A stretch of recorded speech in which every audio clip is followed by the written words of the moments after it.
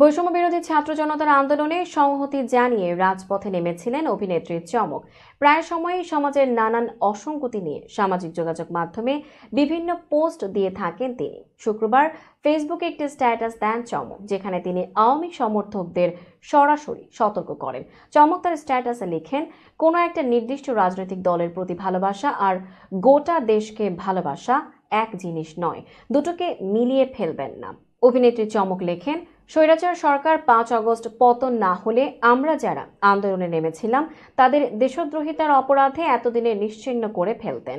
সেই ভয়ে জেনেও আমরা নেমেছিলাম রাস্তায়, তাই জীবনের ভয় আমরা করি না। চমক আরও লেখেন, মৃত্যু নিশ্চিত সামনে আসলেও যেটা ন্যায় সেটাকে ন্যায়ই বলবো, যেটা অন্যায় সেটাকে অন্যায়। তাই যারা এখনো ভয় দেখানোর চেষ্টা করছেন তারা 2টা ঘুমের ওষুধ খেয়ে ঘুম দেন।